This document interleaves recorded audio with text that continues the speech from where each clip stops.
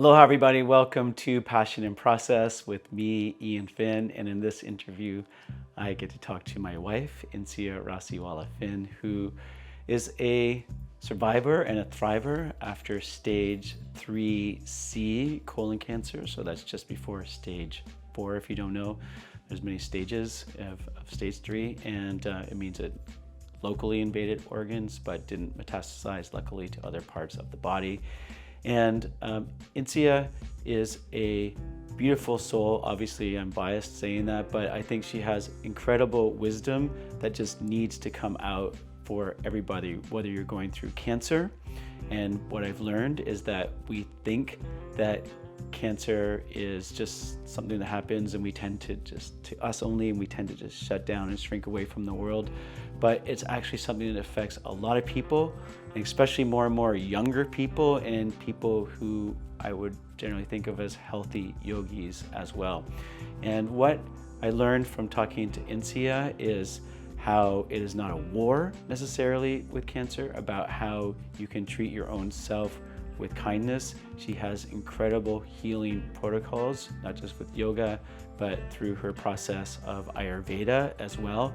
And how also being vocal and not just suffering quietly, but healing loudly so others don't have to suffer in silence was her big process. And by doing that, it wasn't like she was vulnerable. It actually helped her to heal more. And in the process, many people came forward to give her healing tools and advice now, which is our whole motivation for sharing this podcast. So if you know anybody who's suffering at all, or is suffering from a health issue, or especially with cancer, please share this episode with them, because kindness equals happiness. We want to create an upward spiral. We want to share these healing tools with as many people as we can. And I think you'll really get a lot out of today's conversation. Insiya is very kind and very wise, and she has so much to share. And I really want her book to come out one day soon as well. So let's jump in, and you will love this conversation. Aloha, everybody. Welcome to Passion and Process with me, Eoin Finn. And Insiya Rasiwala Finn. And in our last edition, Insiya interviewed me about my book, Yoga Optimized. And and in this one, I have the privilege of interviewing Insiya. And if you don't know, Insiya is a beautiful practitioner of yoga and Ayurveda and very creative. We are married, and she is an amazing writer. In fact, we always talk about it, how it's the written word. When I read Insiya's, I mean, she's beautiful, she's smart, intelligent, kind, but it's really when we started exchanging letters and words that we fell in love. So please check out Insiya's writing whenever you have a chance on her yog.ca website or her Instagram. And that's a pretty good place to jump off, because I feel like one of the things that you did during your journey, if you don't know, a little bit over a year ago, Insiya was diagnosed with stage 3C colon cancer. And just to set the stage, what I learned, and this is going to be my first question for you, is that a lot of people don't do what you did and come forward with their diagnosis. In fact, many people approached us once you did come out with your diagnosis and say, "Oh, I've gone through cancer," and we didn't even know it. And these are, people who are very, very close to us. And so it seems like a lot of people go one of two ways of like, "Oh, I don't feel any shame. I'll tell everybody." And I'm not saying there's a right or wrong way to deal with cancer or any hardship, but a lot of people just kind of keep it to themselves. And so why did you decide to be more vocal about your journey? Ooh, big question. Mm-hmm. I think it wasn't even so much that I decided one way or the other. It almost was a way for me to process and understand what was happening to me, because I felt like I was a traveler in very unfamiliar territory. I didn't see myself as somebody who was sick and unwell, even though when I actually started to reflect more on how I had been feeling for probably the last 4 years, was I realized that I had been unwell, but I had been able to live life and sort of keep up with my daily responsibilities in my life. And so when I got diagnosed, it felt like a little bit like the world kind of, the ground was pulled under my feet, and it felt very unstable. And I was very shaken up, and I was very scared because of everything the doctor said. And it seemed to me that the only way I could make sense of what was going on was to start to journal and to write. And then I chose to share excerpts of what I was writing about in my journal on Instagram. And I felt that this was important because for a couple of reasons, because I think we live in this world, especially right now, where we tend to gloss over things and we hide what's hard a lot, because social media we want to showcase the best aspects of our life all the time. And that's not always the whole picture. Right. So that was one part of it. And then the other part of it too was, trying to understand my own space in this world of somebody in wellness and somebody who others looked to for advice on health and healing, to then fall really sick. And I felt it was, I like to be honest and authentic, and I felt like if there was ever a time to be honest, this was it. So, the question or the word, that we use a lot is vulnerability, and I think if there's any obstacle to why people don't reach out more for help or to share what they're going through, they feel vulnerable. And you use the word authentically, you just want to authentically share. And I think it's extra hard when you're playing the role of a healer and you're actually wounded, and Yeah. And how, so there's vulnerability and then there's even shame. Like, how do you not feel Totally. shame for that? Totally. Like, how did you overcome those obstacles? I actually wrote about it. Yeah. I wrote about feeling like an imposter. I wrote about how hard this was to come to terms with the diagnosis. And I think in stating the facts, people wrote back and said that really resonated for me. And the interesting thing about it, I love that you said the wounded healer, is most healers are wounded. Exactly. We are wounded, and because we do the work to try to understand how to heal the wound. Exactly. And then we have that information and that knowledge, and then the desire is to share that to help others. Yeah. And I think the other part of it is what I observed is to let others help you. There were people that shared their experience of healing with you. There's all kinds of people that we knew, students, people who had gone through cancer. I thought before this happened that cancer was just an automatic death sentence, or like very low survival rate. And what I really noticed is actually by you being vocal, many people came forward who had gone through cancer, 10, 15 years ago, and we didn't even know. And those people, I think, offered some healing strategies to you, no? Yeah, there was a lot of information that came at me, and I had to really sift through it. And there were some yeah, some beautiful gifts and all of it, from everything from inspirational readings and poems and stories that people shared, but also what was, and that all meant a lot. But what was also really beautiful were others who'd actually gone through exactly the same kind of cancer that I was diagnosed with, and then who had some strategies of things I could do to basically kind of biohack the effects of the chemotherapy and the other treatments. Yeah. So that was actually great information. So two questions. One is, where do you think that comes from, that ability? I mean, everyone's busy, you know what I mean? It takes time to write messages to people and like, oh, I went through, like, I mean, where do people get this inspiration to share their journey? I mean, complete strangers reached out to you as well. Yeah. What do you think that is about the human spirit? I think we, at our hearts, we want to help one another. You know, it's beautiful. Yeah.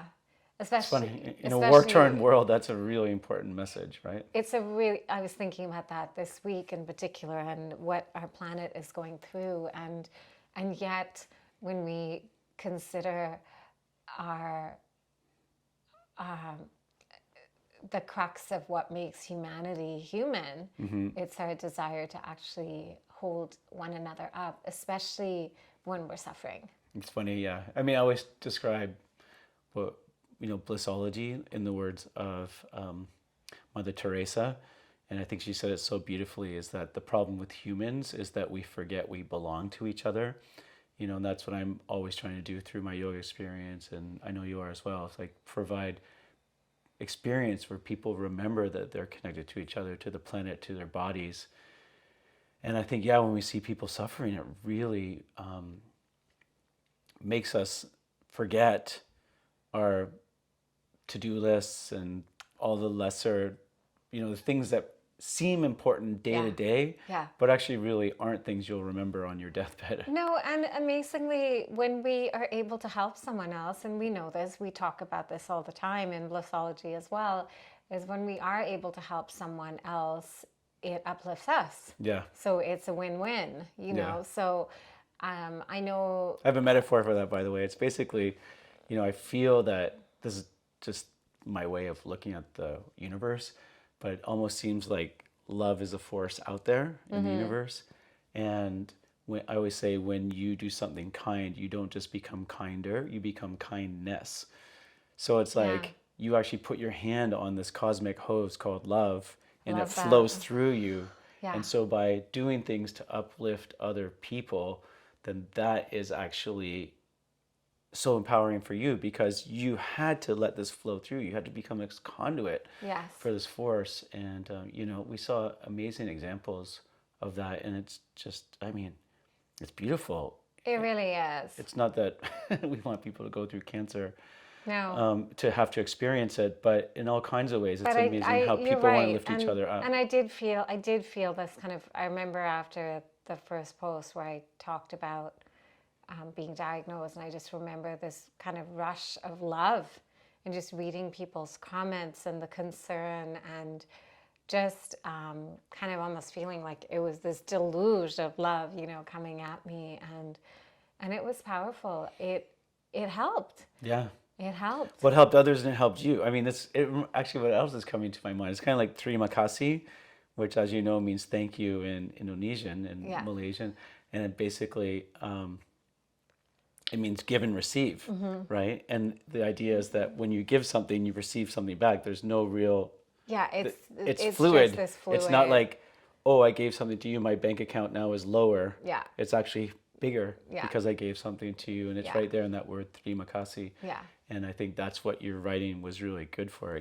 It helped you. It was therapeutic. Totally. And your intention was to help other people. And the line between the helper and the person being helped is completely blurred. I saw that. Yeah.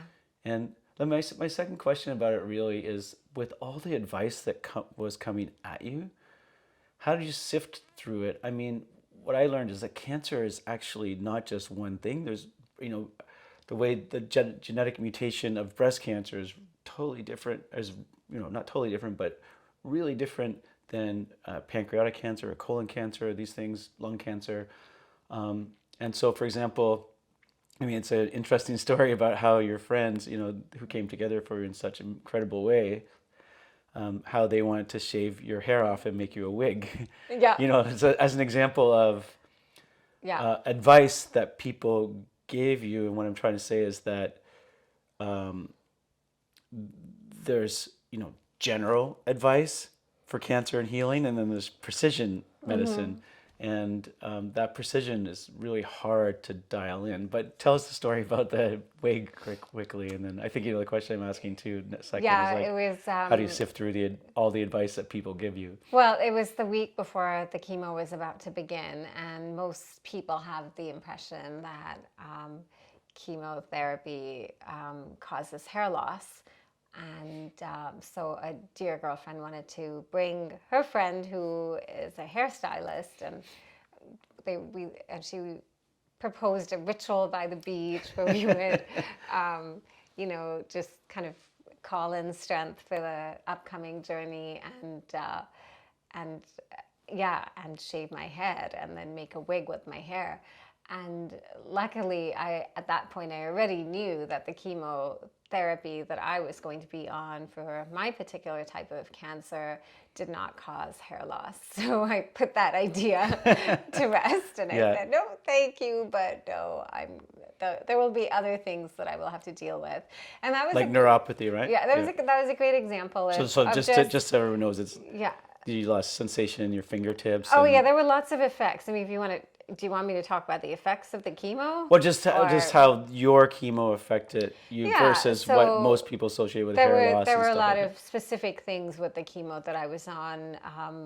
It caused, it caused low blood pressure. It caused lightheadedness. I had that. It also caused neuropathy, where I had loss of sensation at the end points in my fingertips. And the weirdest part of it was the sensation of feeling cold in my throat.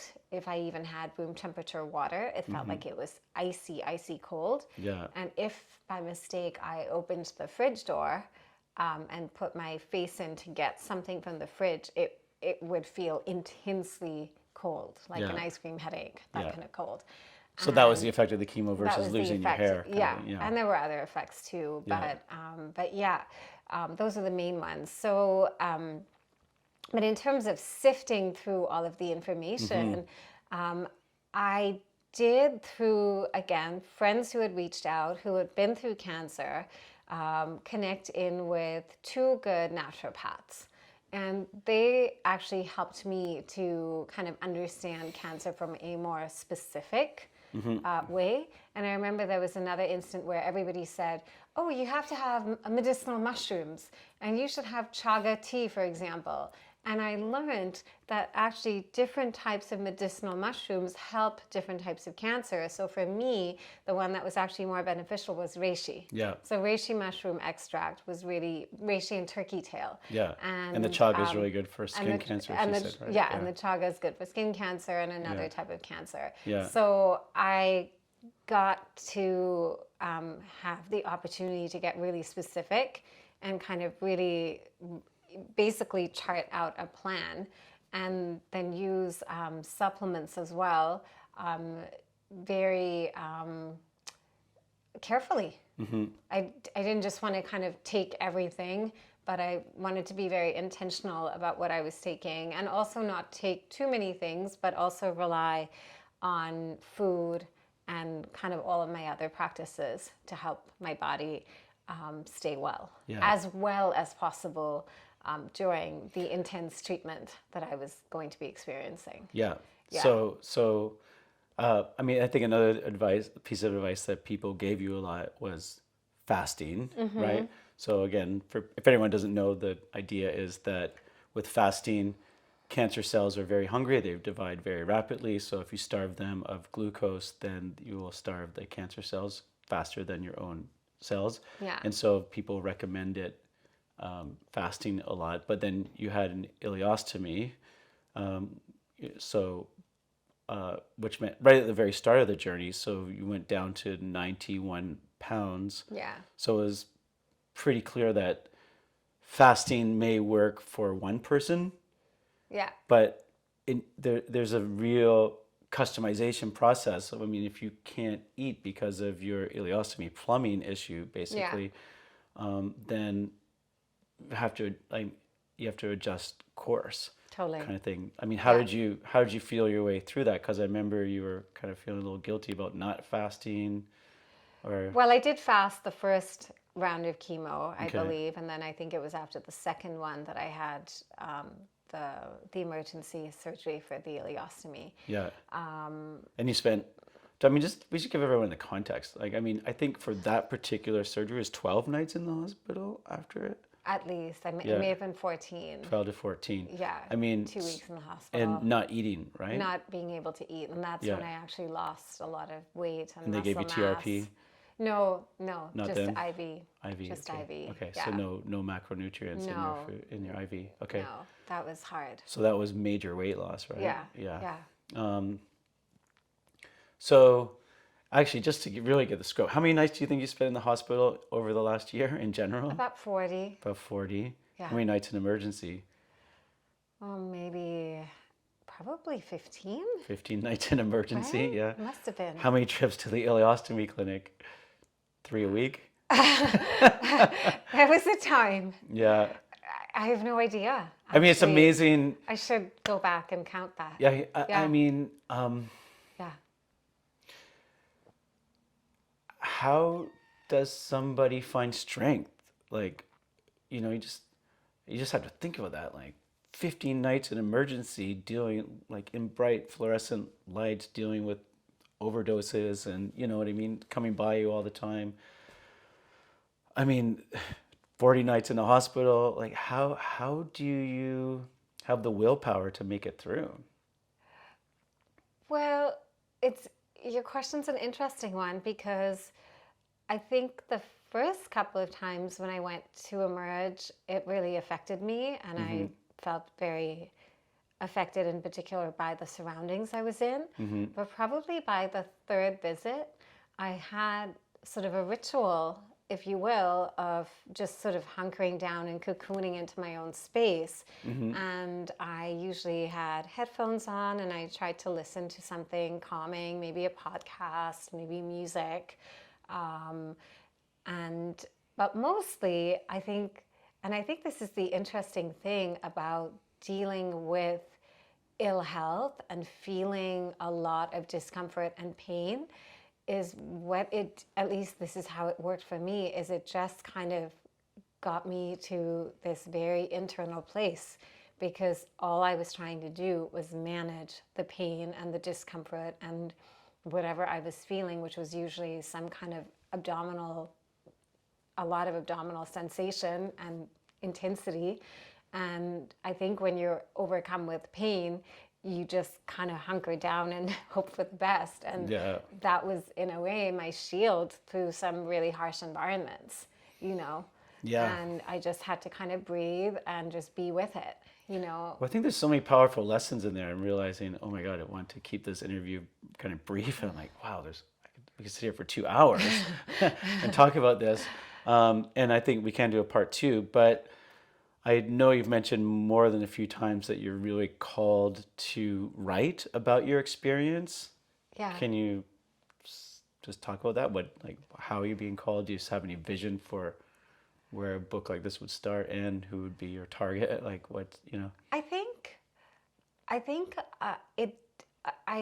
really just have to go back to my journal, and I think there was so many. I think when you're on this precipice of life and death, and I suppose, a few times on this journey, so much becomes clear, and I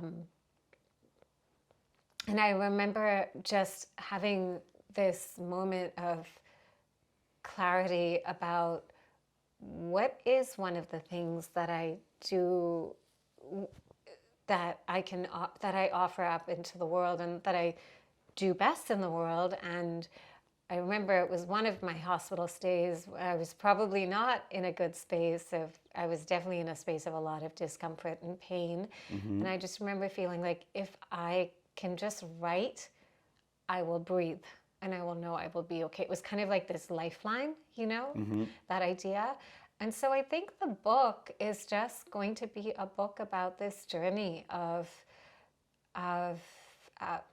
finding In a way, it's already oneself. written, right? So many of your Yeah, memoir is there. yeah. It's just a matter of And stringing them. also just trying to maintain hope when things are difficult, when and how we have that capacity as humans. Yeah. It's so much in us. We sometimes forget, but it is what makes us who we are as a Well, species. let me come back to the book thing in a second because I think it's a really important topic.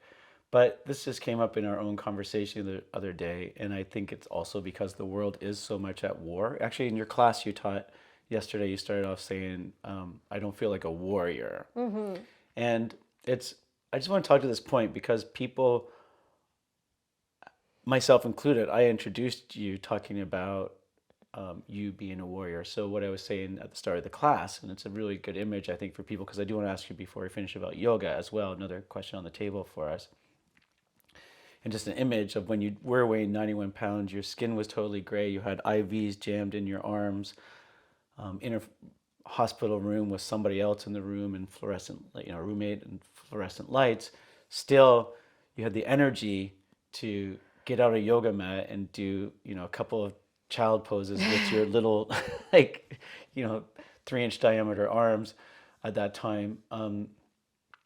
You know, like, I just feel that it's really hard for us not to label that as being a warrior. Yeah. What label would you put on it, or how would you describe the sentiment that it takes in those times when life is just pushing you down so hard and you have to find the deep reservoir of resilience inside of you? What is it if it's not a warrior?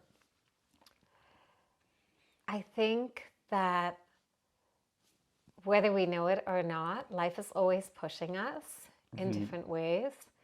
And the practices of yoga, meditation, Ayurveda, all of these practices show us that we actually have the capacity to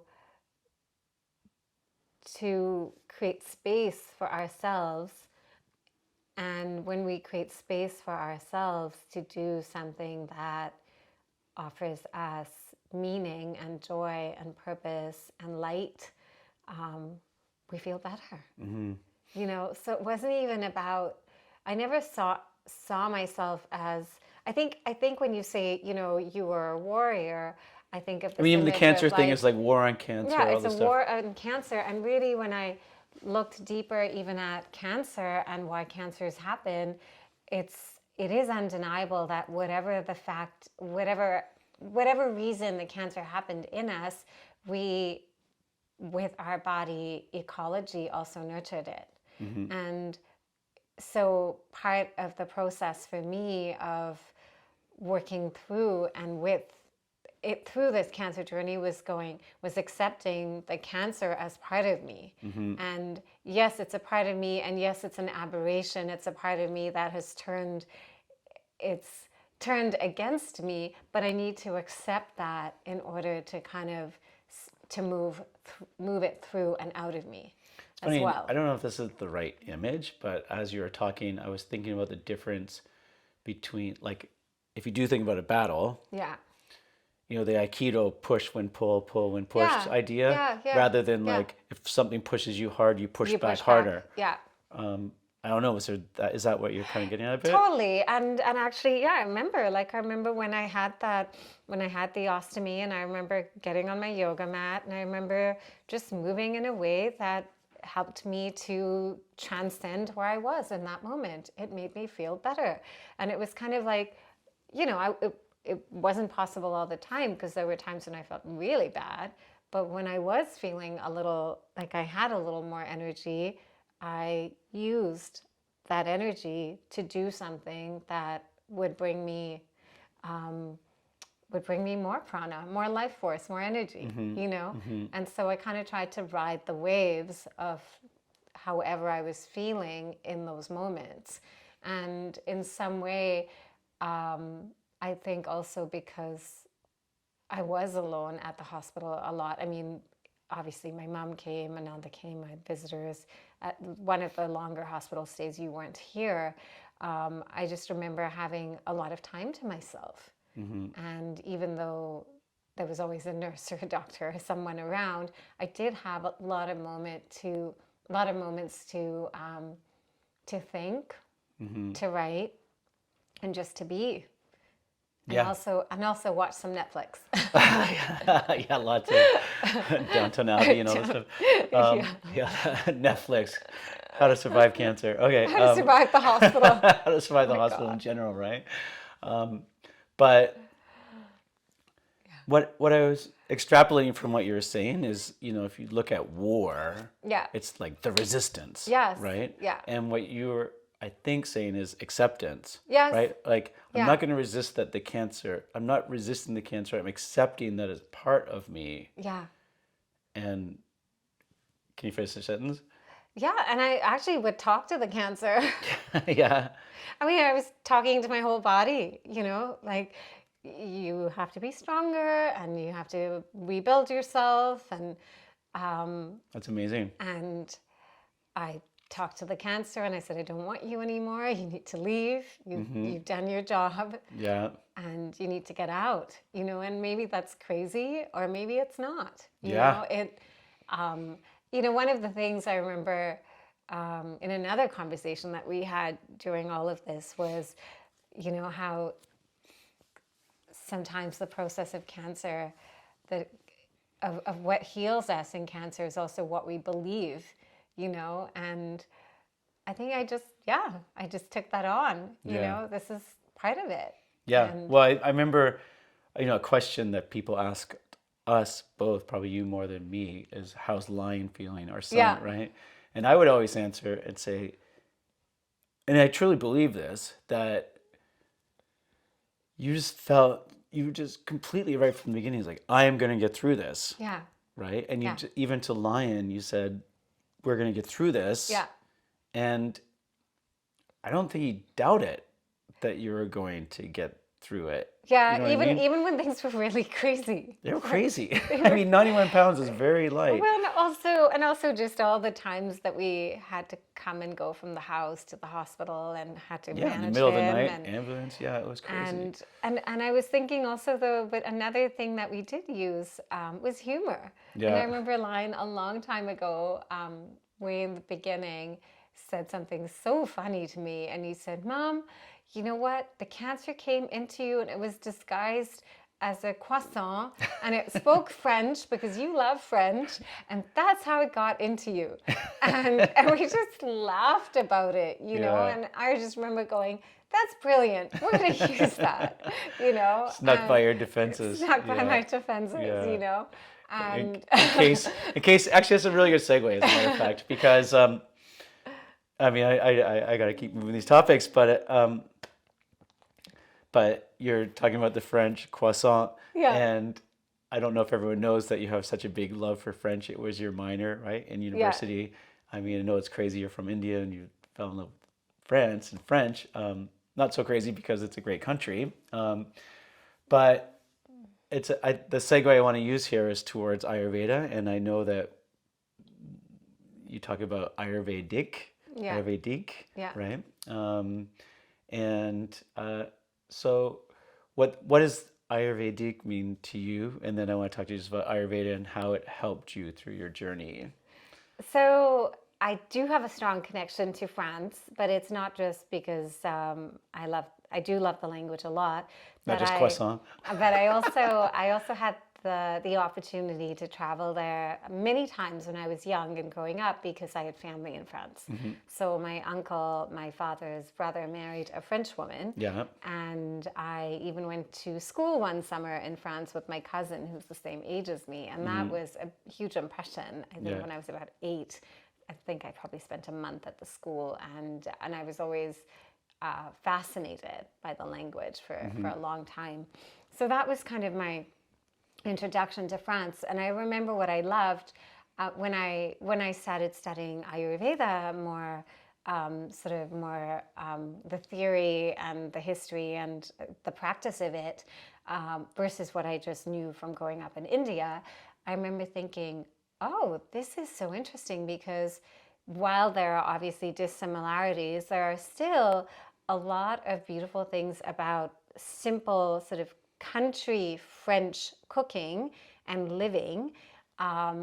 The use of spices and herbs and seasonal foods, and how to eat, when to eat, and what to eat, that reminded me a lot of Ayurveda as So well. the herbs of Ayurveda were cumin and With the but Indian and it was spices, like rosemary and thyme rosemary and in thyme, Mediterranean diets. yeah, and the fact that you would add thyme to, say, something like scrambled eggs, because they would make the eggs less dense.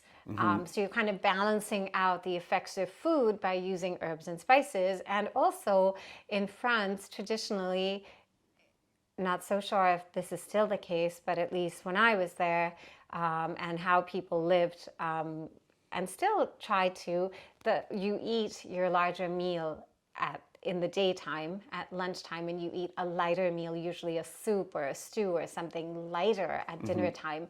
And that's very Ayurvedic, because it follows the pattern of digestion in your Agni, the idea of your digestive fire, which is higher during the day versus at nighttime. And so it just felt very in rhythm. And so the word I came up with was Ayurvedic, because it blends kind of the French ethos, if you will, that I was very familiar with, because my French aunt and my Indian mother cooked together and shared a lot of recipes. So we sort of grew up in India eating in a lot of those foods, the simple French foods, those seasonal soups like a potato leek soup or things like that, that I don't think I would have otherwise. Yeah. So yeah. So I mean, I feel guilty in a way, because I know you obviously so well, and I don't know if everyone just followed our whole conversational jump there. But I wanted to talk about Ayurveda, but I feel like, just to make sure everyone's clear, that your other big love is the way people live traditionally in the French countryside, right? And that there's overlap between both of those. Yeah. And your kind of Yeah, joy is to bring all of synthesize those into, yeah. like, and so. Could that be a book one day, or about Ayurvedic, like the French Ayurveda? I think maybe, maybe something like cookbooks and rituals and practices for health that are based on seasonality and an appreciation of the rhythm and rituals of life. Yeah. Well, let me bring back to the cancer journey. And that is, what were some things that you leaned into in your journey that were Ayurvedic to help get you through? So, like Ayurvedic wisdom.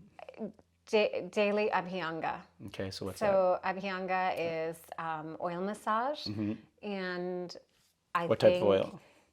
For me, it's usually a blend of almond oil and sesame oil to calm my vata. Yeah. And okay, so back up a step. Maybe people don't, I mean, a lot of people probably know what dosha is, but tell us what a dosha is and how the oils help. So I have a lot of vata dosha, and vata is air and space. So it's kind of like the airy, light, impulsive, creative part of you. And dosha means? Dosha is basically a bioenergy. That's kind of a good way of describing it. Okay. Yeah.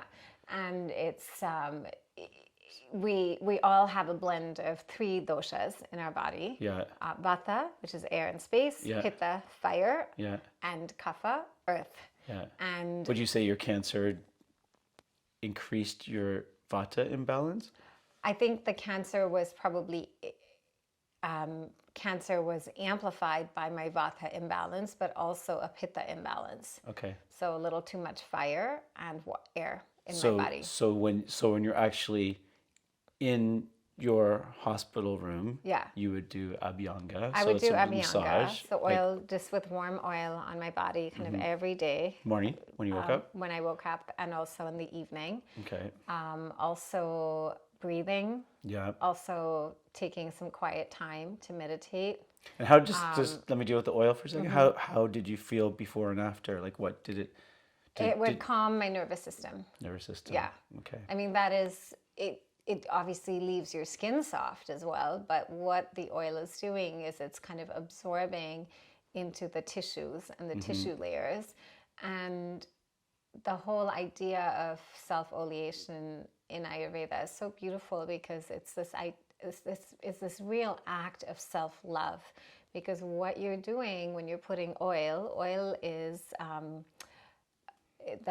it's called snehana, and sneha is love in Sanskrit. And so you're literally like putting love into your body. So I would literally go, okay, heal, and literally put oil into my I'm seeing a through line here between into my between the body. not being at war with the cancer in your body and when you're actually physically putting oil on your body. I mean, we think of massage as something that we need to go to a massage therapist so they can do it to us, Yeah. for us, but to actually take the time. I mean, to Yes. I mean, 15 minutes to do Yeah. the whole body? Even Yeah. 10 minutes. 10 minutes, yeah. Not a lot of time, but to do it with intentionality, and not to just kind of do it while you're doing something else, but instead to like literally like look at your palm and just go, okay, I'm putting love into this. I'm putting healing. I'm putting strength, so Do you those feel were like a my- type of meditation almost? So it's not just the oil, it's No, it's not it's just the- what you're doing, it's how you're doing it. It's how you're doing it. It's the ritual of it. The ritual So of that it, was yeah. a big part of it. And non-negotiable, that was like That every day. was every day. And just pretty one more much. non-negotiable you had, Ayurvedic or not? I think there was a time when I couldn't make it through a day without writing a few words down, even if they were just kind of reminders of, oh, this happened or that happened, because there was so much going on, and I felt that everything would just, I don't retain things for very long. My mind is quick to absorb things, but also quick to release things. And so that was a big part of the journey for me, was just noting it down. And that's also where the Instagram came through, because it was interesting. Instagram and the private group I had on Facebook, which Right. was really lovely, because it just helped me to kind of download things as they were coming. So those were some non-negotiables, and definitely And it's great. food. I mean, I feel like those things are so good, even if you're not going through cancer, to Yes. do a meditative self massage Yeah. with the oil, and ideally one that's good for your dosha. Yeah. And also to do your journaling about what you're going through in your journey, when your it's process. when yeah. it's so fresh, yeah. And then I guess the other big piece, and maybe we can talk about it another time, is definitely food. So, and working on trying to have a really balanced, healthy diet with an ostomy, which was very, very challenging. So there were lots of things I did, like make juice a lot, almost every day. And then Just in case anyone doesn't know, can you tell them what an ostomy is? an ostomy is, well, you get an ostomy when you have a procedure that cuts off the connection between the large intestine and the small intestine, so that the large intestine can sort of relax. And I think in your case, the issue was that the colon was blocked, my right? colon was blocked, so they From the didn't tumor. want any food moving through there until the tumor came out. Yeah. Or So- just couldn't. Yeah, exactly. Yeah. So, so it was a way of, basically preventing blockages. Exactly. Which is how I ended up in the So the hospital problem with the ostomy is that you can't have high fiber, right? Because that clogs it, which is so hard because that's your that was main my, diet, that right? was Is my main vegetables. diet, and to me that is still the best cancer prevention diet is lots of vegetables, lots And of then plants. and then you're at a handicap because you can't even Totally. lean into the diet that you wanted to Yeah. eat. And I know diet's a whole big thing. We can't go Yeah. into it exactly because we can save it for another podcast if you want. But I definitely know that you lean into traditional Indian and Ayurvedic cooking. Your mom came here from India to help you Yeah. make all of that. And I think this is probably the last thing I could ask you as a topic, just for the sake of time. But it's an interesting one because I know it's a conversation that we've had before, and we have that luxury of having these conversations. But it would be very easy for you to write a book about this is my diet that helped me get through cancer, and it would probably be I don't know if it would be a best-selling book, but it would be financially rewarding, probably. But we talked about how that's not probably going to be the path that you go on because... Well, I just don't believe that there is one diet that solves cancer. I don't. Yeah. And the reason is, again, because I believe in Ayurveda, and I believe that what is what is perfect and ideal for you and is healing for you is dependent on your particular constitution. And that's a big word that I don't even have the time to unpack in this conversation. But perhaps what is the best for you so that you can stay in balance might not be what I need to feel in balance and to feel my most vital and whole self. Exactly. And what I will share, though, is that for me on this cancer journey, having a high fiber plant-based diet was not the way to go, because I really, really, really needed the nutrition of broth, for example, lots and lots of bone broth to get me that vitality from the inside out. Well, it was not going to work with your plumbing issues anyway. You It tried wasn't. it. No, I know it you tried it, wasn't, and because you ended up in the hospital several times because it just Yeah. blocks your intestine. It can't. Yeah. It doesn't go through. And specifically with the ostomy, but also because I was very depleted. You're when very I depleted. Yeah. began this journey, I had low iron, I was very anemic, and I had lost a lot of mass in my body. Yeah. And so I needed building, nourishing foods. Whereas if somebody was 200 pounds, they might do really well on a plant-based diet. So for me, it's funny because it's like the book I'm talking about for yoga is like how you just can't have one size fits all approaches to anything. No. That you really, medicine, I really love this idea. I've mentioned it already, of precision medicine versus average. We put 10,000 people through the study, and on average, this is what's good for you. But I mean, you could be so far the either end of that spectrum that what does the average really mean? Yeah. And so I always say if you're healing protocols based on average studies, you're going to get average results. But if it's based on precision, then you're going to get very precise, measured results. Yeah. And I think that's what you're saying about with the cookbook as well, or like your diet to heal cancer might not be someone else's diet to heal. I could make cancer. suggestions, and I could make but I would say that I would need to understand where on the spectrum somebody lay and what their constitution was and what would balance them and what would not. So I wouldn't prescribe a one-size-fits-all cancer diet, which a lot of cancer coaches do. Yes. There's a whole industry of that, as I've discovered. And that is not... It can be a little dangerous, right? Yeah, I think so. I think it can. I think there are some things that we can say, yes, these are good things, but I think that there is a lot that is dependent on an individual and their history. So for Ayurveda, what's a good resource that you have if people want to learn more about Ayurveda? So if you want to learn more about Ayurveda, I designed a really awesome course when we were in Bali. And it's awesome because what it does is it really gives you the principles and helps you to understand how to use Ayurveda in your life. Abhyanga too, the oil massage? Yes, one of that. In the course? Oh, tongue scraping. I do that every day. Yeah. That's another one. And it's brilliant for a lot of reasons, which I talk about in that course. But that is how I really like to share Ayurveda, to make it available so that you can use it and then you can apply it in your life. And so yeah, this course is pretty awesome. I'm really, Cool. really proud of it. Yeah. And I hope that lots of people can get on it and use it.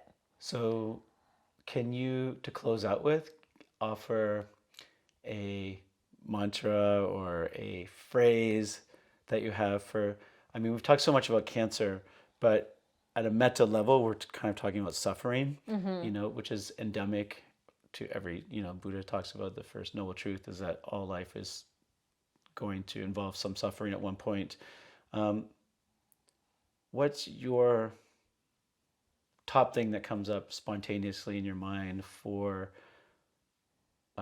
when people are going through a hard thing in their life, what they could say to themselves to help to redirect their ship It's actually up funny here? because I said it to a friend who's actually our friend who's going through cancer.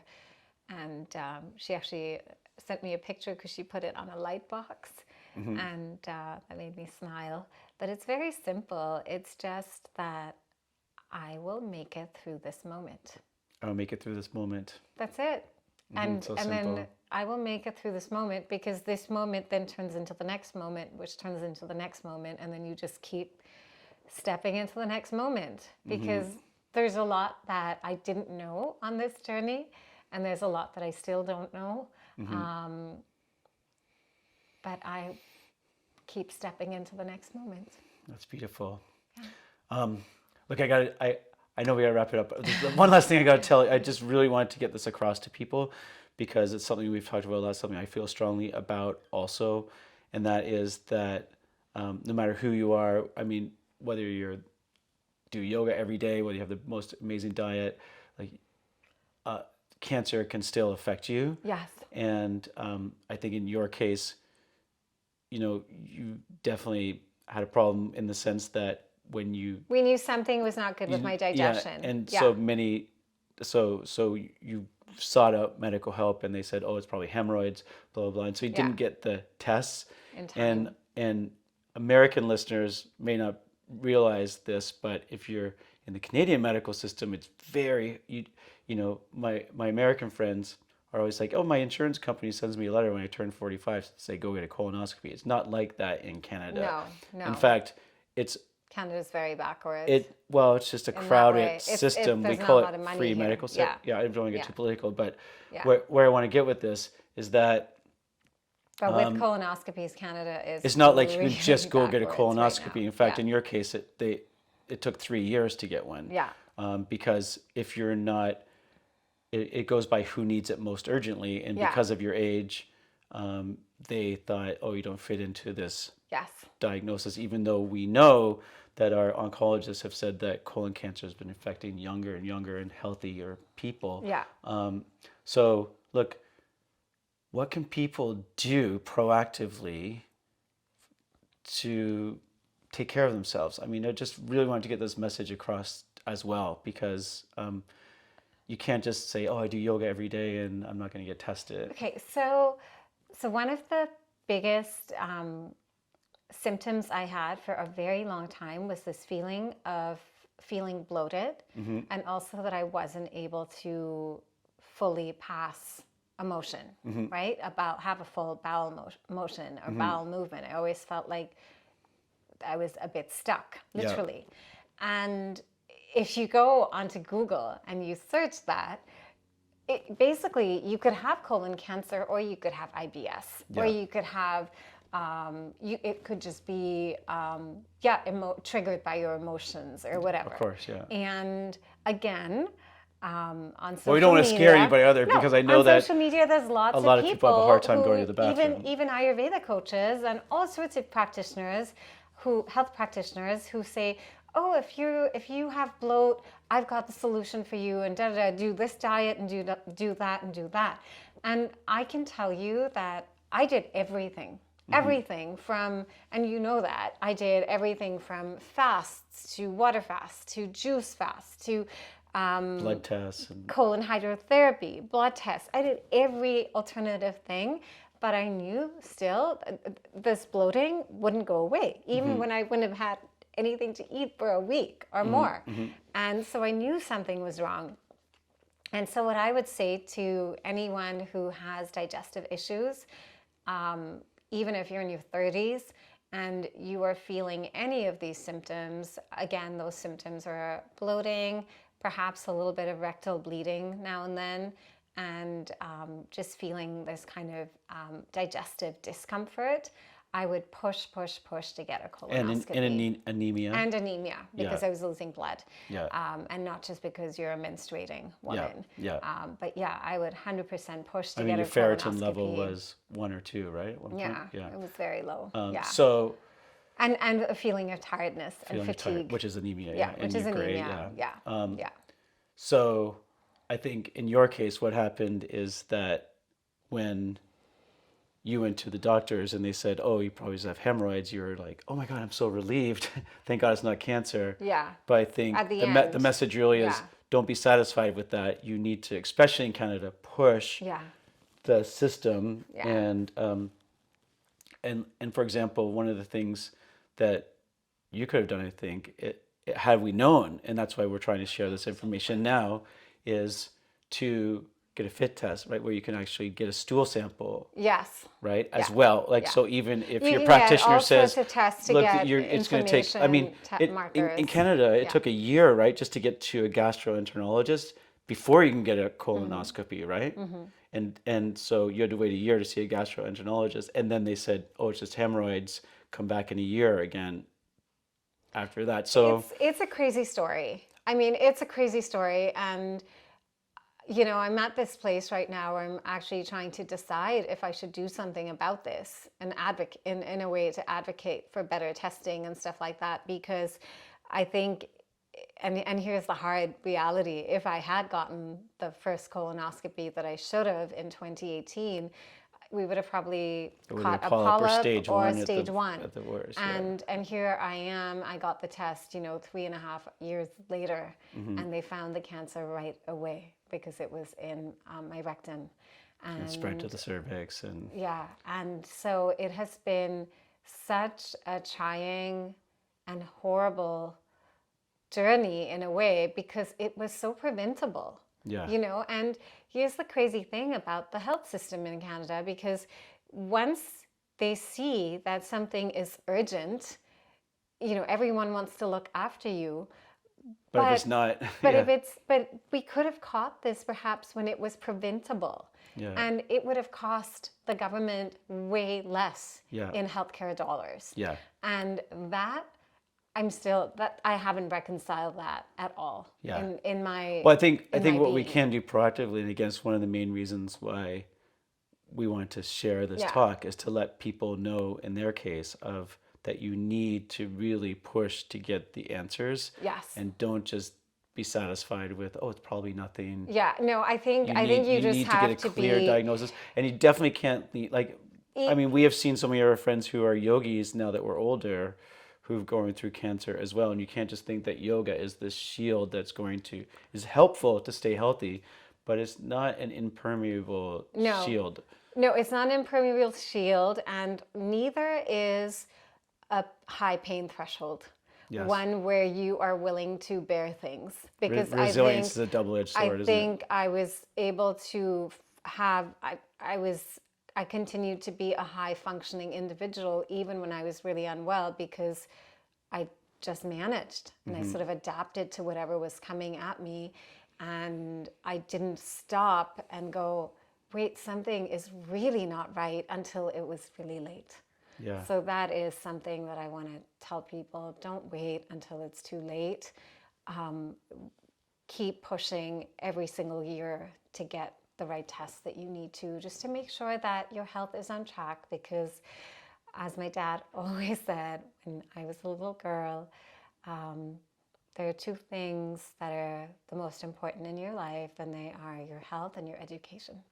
And your family. And your family. But in terms of what you can do for yourself. Exactly. And what you can manage. So on that note, we better wrap it up. But I hope you can share this with others, especially the part about, well, so much of it. But we really do, as I just was ending with Insiya, want to educate people about how you can make the smartest decisions for yourself, for others.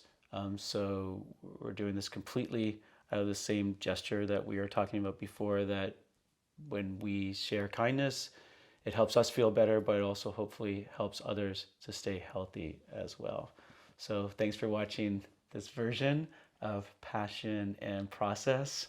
Last words, Insiya? Thanks for having me. It feels really good to talk about this. It does. Yeah. I really, Yeah. I don't want to put too much pressure on Insiya, but I really want to, my goal in life is to finish my book. I'm just saying this in front of everybody so I can make the space. It's a lot of work to write a book, so I can create the space as a couple for Insiya to have, a few months available to her where she can really just, one, process what you've gone through, and also to bring some of this wisdom out that we've talked about, because I think you see from the nature of our conversation that this has to come out, both for Insiya's healing journey and hopefully the healing journey of many others in the prevention of suffering. Aloha, everybody.